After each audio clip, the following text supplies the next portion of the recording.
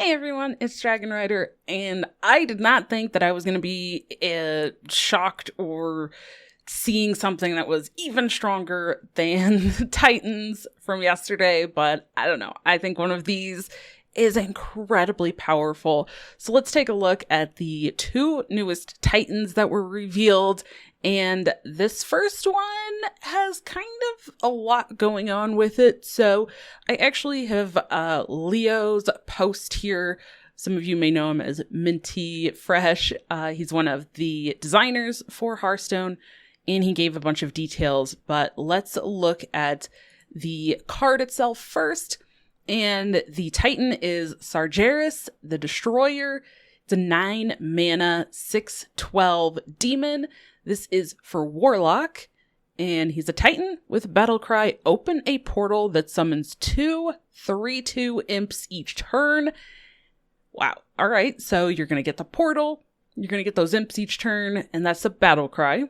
Now, the abilities are Inferno, summon 2 6/6 Infernals from the Twisting Nether. You have To the Void, send all other minions into the Twisting Nether.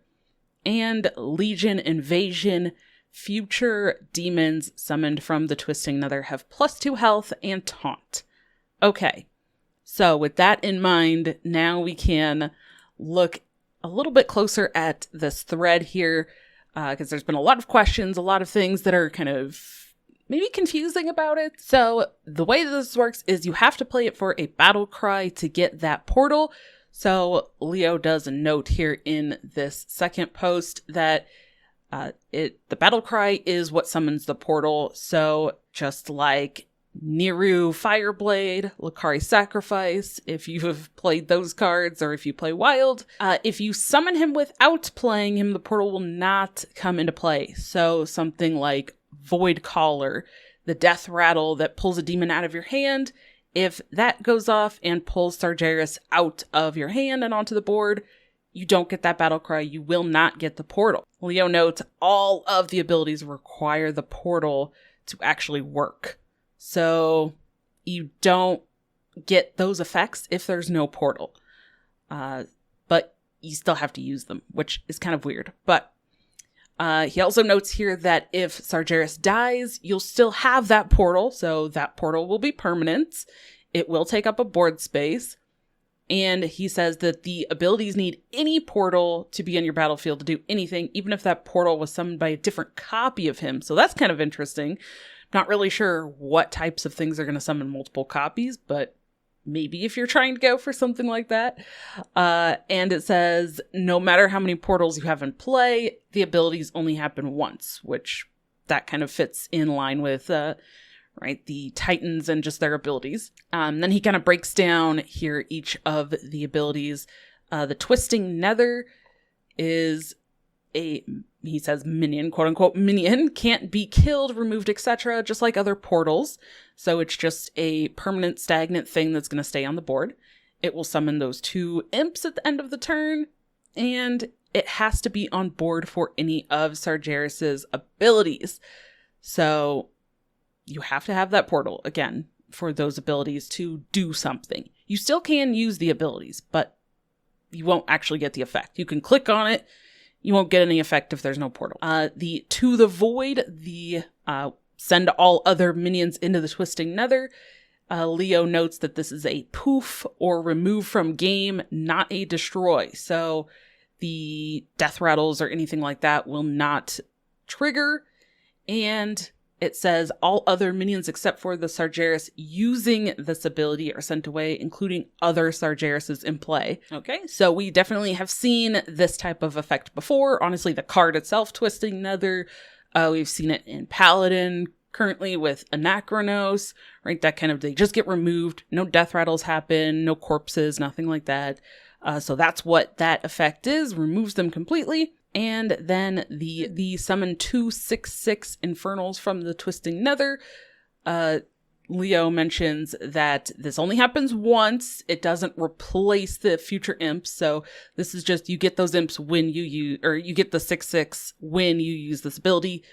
Any other time from the portal, they will still just keep summoning 3/2 imps. They are demons, so they will get buffed from the Legion Invasion ability, which is this third ability here that says future demons summoned from the Twisting Nether have +2 health and taunt. So they do get that buff if you use Legion Invasion first and then summon those 6/6s. You'll actually get 2 6/8s with taunt because they are demons that technically are being summoned from the Twisting Nether. So this does note here that if you have 2 portals and 2 Sargeras in play, a Sargeras' ability will prioritize its own portal, which matters for this ability. I am so curious as to why there is so much emphasis on like having multiples. Maybe kind of the like big warlock that we've already kind of been seeing, I suppose. If you pull a copy of Sargeras, you could have multiple Sargerases on the board, and then you play one to get a portal. Kind of interesting. Maybe if you put one back in your hand somehow, and then replay it. I don't know. Kind of interesting. I'm really curious to see how this actually plays out overall, just because it's so kind of unique.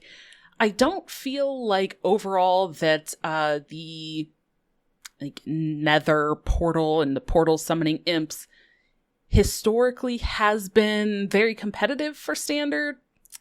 It was used a little bit in the kind of fatigue style warlock deck that just drew through the deck super fast to get to that point because it just continuously put out bodies. But this is 9 mana. It's going to take a little bit to get to that point. It is a battle cry, so you can't just like summon a copy and then all of a sudden you have portal and, you know, good to go on like turn 5 or 6. It's not going to work that way. So it does seem a little bit slower and a little bit more situational and like require heavy than maybe it has in the past, but we'll see. So I'm not expecting this to be super popular in like higher level competitive tiered standard decks, but this is definitely a cool one. And now we're going to look at what now I think is my favorite, or at least what I think is the strongest, which is this Death Knight one. And I love that freaking animation. The animations are so cool, but the animation of having each rune kind of spiral around and they're connected, super cool. So we have the Death Knight Titan here, the Primus 8 mana 7/9 Titan. After this uses an ability, discover a card with that rune. And yes, there are 3 cards, 3 abilities, so of course 1 for each rune. The Runes of Frost, the next spell you cast costs 3 less and has spell damage +3. That seems really powerful for frost spells. A lot of those have direct damage or just damage on them, so the spell damage +3 seems incredibly powerful. I think that is going to be a huge card. Then you have the Runes of the Unholy. Summon 2 3/3 undead with Taunt and Reborn. Okay, just some bodies with Taunt and Reborn. Maybe not the greatest, but it might be okay. Not really sure if getting the Titan in a couple of the 3/3s with Taunt is necessarily what you want in most cases for 8 mana, but it's okay. But then the Blood Rune, of course you have Runes of Blood. Destroy an enemy minion. This minion and your hero gain its health. It is not a heal, it is gain the health. So even if you are at maximum like life, if you just played this Primus and you use Runes of Blood first, you're still going to get that. They do show a little video clip of that, so let's pull that up and check it out here because it seems so incredibly good. It just seems so good here. I cannot believe it, honestly. I feel like the blood is so good. So you can see here, the Primus comes down. Here's the 3 options. They're going to pick the Runes of Blood to destroy the 7/7 on board, and that gets destroyed. Both the Primus and the hero now get 7 health. And then, after all that, then the Primus's effect of after using an ability, you get to discover a rune of that type. That triggers then at that point. Wow. I don't know. That just seems so incredibly powerful to me. I think this one is really, really good. And because it doesn't have a rune requirement on its own, because they want it to, be able to pick all of the runes, you can play this in any Death Knight deck. So it doesn't matter what kind of Death Knight deck you're playing. Doesn't matter the rune requirements. You can put this in any Death Knight deck and play it. It is 8 mana, but I do still think that the effects and being able to get one of those effects and also get a body on the board and also discover another card for, one action basically is incredibly powerful in a lot of cases. Maybe it's not great if you are going to, be facing down a board where if you play this and you don't pick the taunts, you're just going to be dead. But I don't know. There's still so much flexibility. There's so much use for this card. And we've seen a lot of other 8 mana things, even in Death Knight, be staples for Death Knight, honestly. Marrowgar, the 8 mana that uses your corpses and summons rushing minions in Unholy. That has been very good for quite a while. Even things like at 8 mana, you also have the 5/5 that destroys all other minions and gains corpses for the ones killed. It's just, there does seem to be some strong stuff at 8 mana. And I think, honestly, this one fits right in. I can't believe it.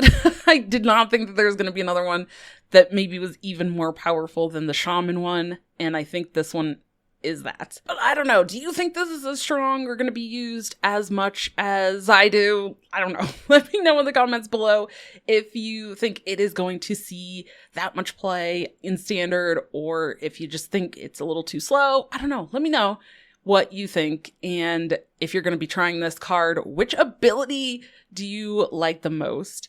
Thank you so much for checking this out. And if you didn't already, if you want to go check out that Shaman one, make sure that you check out this video next. And I'll see you in the next one.